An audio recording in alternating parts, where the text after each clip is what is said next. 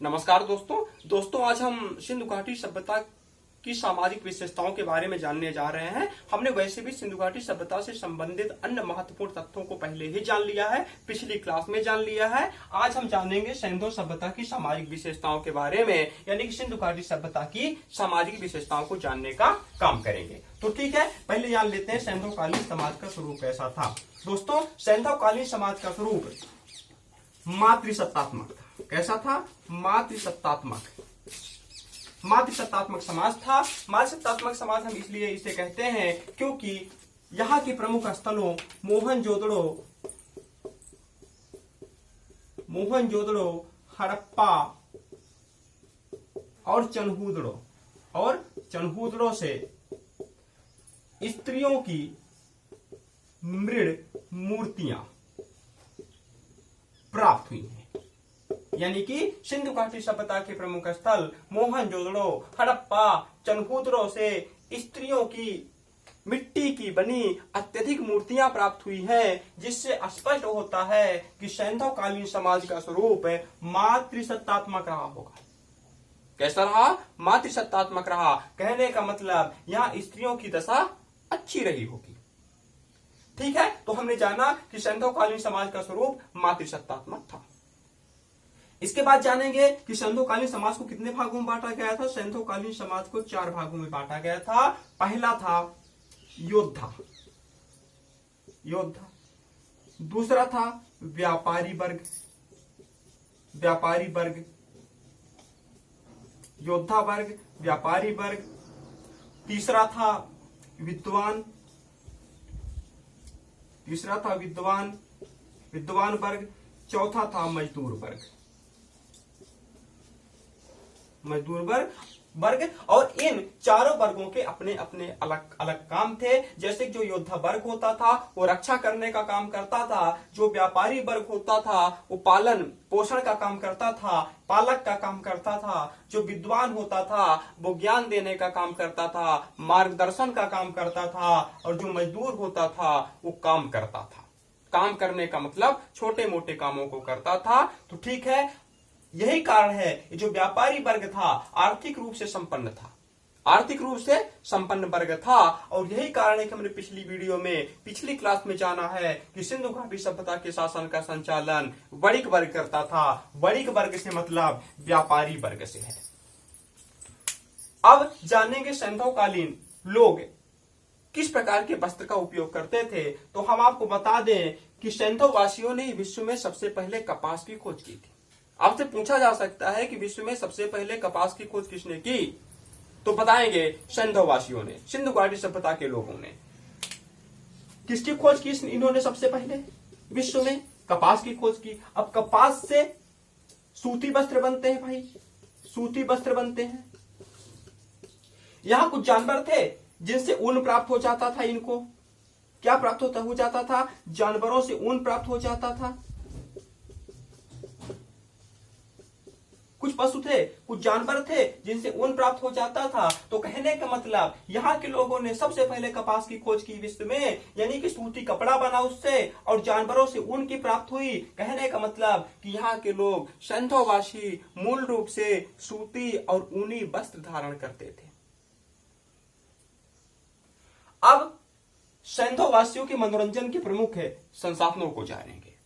क्या जानेंगे? सैंधववासियों के मनोरंजन के प्रमुख संसाधनों के बारे में। तो बता दें कि यहाँ के लोग मनोरंजन के संसाधन के रूप में, एंटरटेनमेंट के लिए पशुओं को आपस में लड़ाते थे। क्या करते थे? पशुओं को लड़ाते थे। मछली पकड़ते थे। क्या करते थे भाई? मछली भी पकड़ लेते थे। जुआ खेलते थे। क्या करते थे? जुआ खेल लेते थे। और चौपड़ खेलते थे। क्या खेलते थे?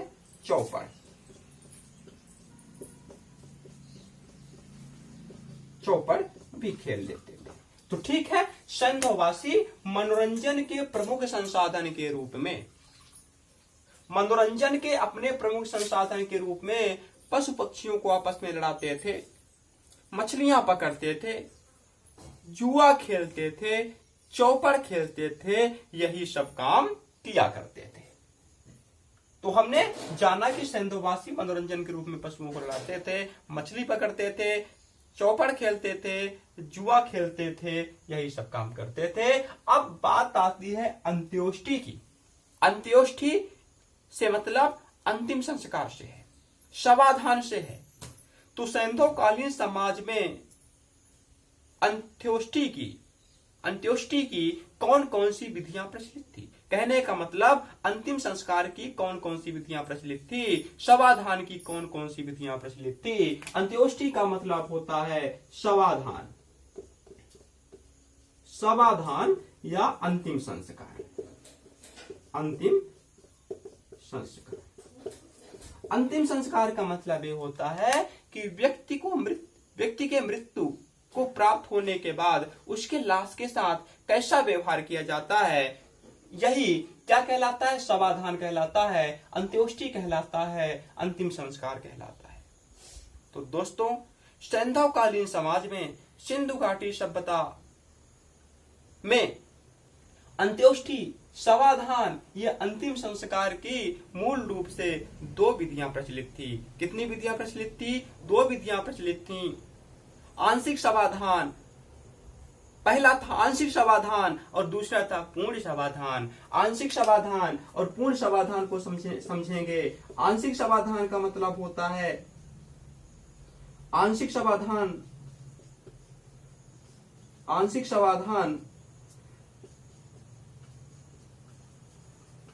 और पूर्ण शवाधान। यहां आंशिक शवाधान का मतलब होता है कि लाश के कुछ भाग को खत्म कर देना और कुछ भाग का बचे रह जाना। और पूर्ण शवाधान का मतलब होता है लाश को पूरी तरह से व्यवस्थित करने का प्रयास करना, पूरी तरह से ठिकाने लगाने का प्रयास करना। तो दोस्तों, आंशिक शवाधान में होता क्या था कि सैंधववासी, जिन लोगों ने आंशिक शवाधान को अपनाया था, सैंधववासी समाज में जिन लोगों ने आंशिक शवाधान को अपनाया था, उनने लाश को, यानी कि मरे हुए व्यक्ति को घनी बस्ती या नगर से दूर कहीं जंगल में ले जाकर रख देते थे और उस लाश का भोजन के रूप में कुछ पशु पक्षियों द्वारा भक्षण कर लिया जाता था। इसके बावजूद भी उस लाश का कुछ हिस्सा, कुछ भाग बच जाता था और इसी प्रक्रिया को आंशिक शवाधान कहते हैं। अब आते हैं पूर्ण शवाधान। पूर्ण शवाधान का मतलब होता है लाश को पूरी तरह से खत्म करने का प्रयास करना, लाश को पूरी तरह से ठिकाने लगाने का प्रयास करना। और इसके अंतर्गत दो विधियां आती हैं, एक है दाह संस्कार और दूसरी है दफनाने की प्रक्रिया।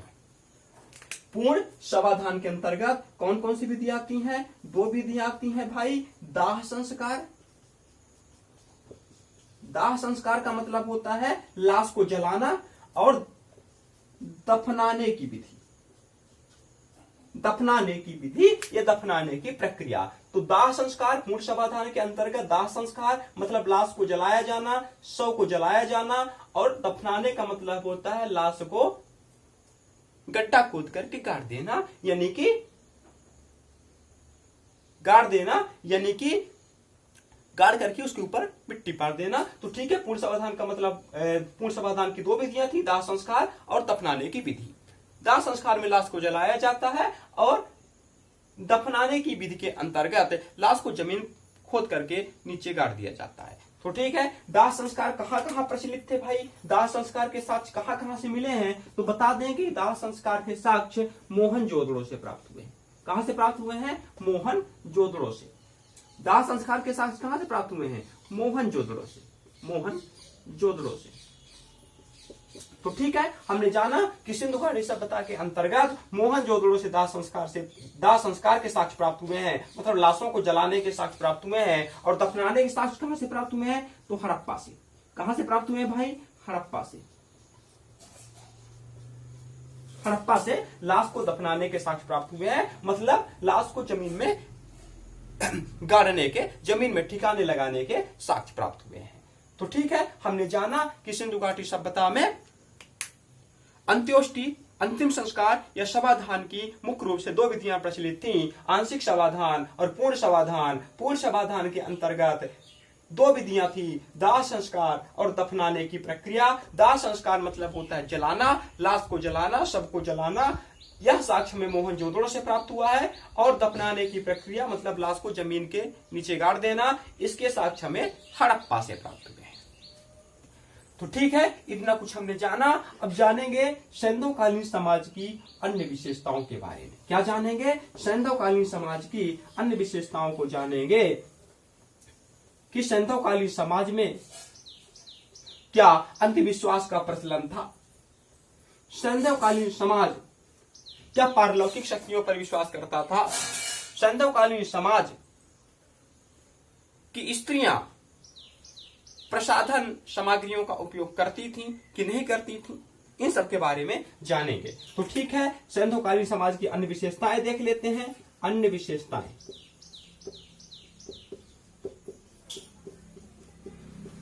तो दोस्तों सबसे पहले हम आपको बता दें कि सैंधवकालीन समाज शाकाहारी और मांसाहारी दोनों था, यानी कि वेजिटेरियन और नॉन वेजिटेरियन दोनों था, शाकाहारी और मांसाहारी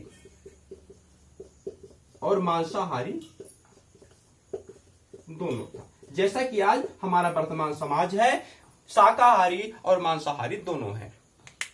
तो ठीक है, यहाँ के लोग मांसाहार के अंतर्गत मुख्य रूप से जिस पशु का मांस खाते थे उसका नाम था सुअर। क्या नाम था? सुअर। किसका मांस खाते थे भाई? सुअर का, मुख्य रूप से। तो ठीक है, जब भी आपसे पूछ लिया जाए कि सैंधवकालीन समाज शाकाहारी था कि मांसाहारी था या दोनों था, तो बताएंगे भाई दोनों था। पूछ लिया जाए कि सैंधववासी मांसाहार के रूप में मुख्य रूप से किस पशु का सेवन करते थे भोजन के रूप में, तो बताएंगे कि मुख्य रूप से सुअर खाते थे। ठीक है, अब दूसरी अन्य विशेषता है। दूसरी विशेषता है कि भाई यहां के लोगों में क्या अंधविश्वास का प्रचलन था? यहां के लोग क्या अंधविश्वासी थे? अंधविश्वास का प्रचलन, क्या अंधविश्वास का प्रचलन था? तो हाँ, हम आपको बता दें कि यहाँ अंधविश्वास का प्रचलन था, यानी कि सैंधवकालीन समाज अंधविश्वास से ग्रस्त था। यहाँ के लोग जादू टोना टोटका पर विश्वास करते थे और इससे बचने के लिए झाड़ फूंक का सहारा लेते थे। क्या यहाँ बलि प्रथा का प्रचलन था? तो बिल्कुल यहाँ बलि प्रथा का भी प्रचलन था। बलि प्रथा का प्रचलन, क्योंकि कालीबंगा और लोथल से जो अग्नि वेदिकाएं मिली हैं, अग्निकुंड के साक्ष्य मिले हैं, वहां से पालतू पशुओं की कुछ हड्डियां भी मिली हैं, जिससे स्पष्ट होता है कि सैंधवकालीन समाज बलि प्रथा को जानता था, मतलब बलि प्रथा से युक्त समाज था। इसके बाद जानेंगे कि यहां के लोग मुख्य रूप से किन फसलों का उपयोग करते थे। तो हम आपको बता दें कि यहाँ के लोग मुख्य रूप से गेहूं और जौ का खाद्यान्न के रूप में उपयोग करते, खाद्यान्न के रूप में क्या करते थे? उपयोग करते थे। तो ठीक है, आपसे पूछा जा सकता है कि सैंधववासियों का मुख्य खाद्यान्न क्या था? तो बताएंगे सैंधववासियों का मुख्य खाद्यान्न गेहूं और जौ था। कहने का मतलब यहाँ के लोग गेहूं और जौ की रोटियां खाते थे। ये बात अलग है कि हमें रंगपुर से क्या प्राप्त हुए हैं? रंगपुर और लोथल से धान की भूसी प्राप्त हुई है, जिससे स्पष्ट होता है कि सैंधववासी चावल से यानी कि धान से भी परिचित रहे होंगे। लेकिन इनका मुख्य खाद्यान्न था गेहूं और जौ, यानी यहाँ के लोग गेहूं और जौ की रोटियां खाते थे। कौन भाई? सैंधववासी। तो ठीक है भाई, इन्हें कभी कभी मीठा भी खाने की आवश्यकता होती होगी, इन्हें इच्छा होती रही होगी कि भाई मीठा खाया जाए। तो मीठा के लिए किसका प्रयोग करते थे? मीठा के लिए शहद का प्रयोग करते थे, जो नेचुरल मिठाई है। क्या? शहद। यानी कि सैंधववासी मीठा के लिए शहद का प्रयोग करते थे, शहद खाते थे। अब प्रश्न ये है कि क्या यहाँ की स्त्रियां भी मेकअप करती थी, जैसा कि आजकल की कुछ स्त्रियां करती हैं, कुछ लड़कियां करती हैं। मेकअप करना बुरी बात नहीं है। मेकअप का मतलब होता है प्रसाधन सामग्रियों के माध्यम से शारीरिक सौंदर्यता को बढ़ाने का प्रयास करना। तो प्रश्न ये है कि क्या सिंधु घाटी सभ्यता की स्त्रियां, लड़कियां भी मेकअप करती थी, प्रसाधन सामग्रियों को उपयोग करती थी? तो जी हाँ, करती थी, बिल्कुल करती थी। क्या करती थी? प्रसाधन सामग्रियों का उपयोग, प्रसाधन सामग्री का उपयोग। भाई ऐसे हम कैसे कह सकते हैं कि सैंधवकालीन स्त्रियां, सैंधवकालीन लड़कियां भी शारीरिक सजावट के लिए प्रसाधन सामग्रियों का उपयोग करती थी, मेकअप करती थी? तो जी हाँ, इसके साक्ष्य प्राप्त हुए हैं भाई, इसके साक्ष्य प्राप्त हुए हैं हड़प्पा से, हड़प्पा और चनहूतरों से। क्या क्या साक्ष्य प्राप्त हुए हैं? तो हम आपको बता दें कि हड़प्पा से पाउडर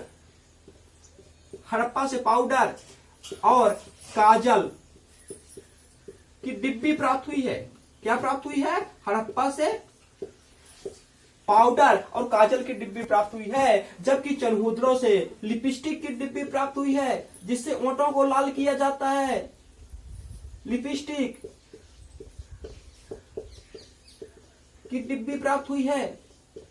तो ठीक है, जब भी आपसे पूछ लिया जाए कि क्या सैंधवकालीन स्त्रियां मेकअप करती थी, तो जी हाँ, मेकअप करती थी, क्योंकि हमें इसके साक्ष्य मिले हैं। हड़प्पा से पाउडर और काजल की डिब्बी मिली है, तो वहीं चनहूतरों से लिपस्टिक की डिब्बी मिली है, जिसे आर्टिफिशियल रूप से लड़कियां या स्त्रियां अपने ओठों में लगा करके ओठों को लाल करने का काम करती है, ओठों को चमकाने का काम करती हैं। तो ठीक है, कोई दिक्कत नहीं है। हमने सैंधवकालीन समाज के बारे में जाना, सैंधवकालीन विशेषताओं के बारे में जाना, एग्जाम की पॉइंट ऑफ व्यू से विशेष महत्वपूर्ण है, विशेष महत्व रखती हैं। तो ठीक है दोस्तों, अगर आपको मेरी यह वीडियो पसंद आई हो तो प्लीज वीडियो को लाइक करिएगा और चैनल को सब्सक्राइब करिएगा।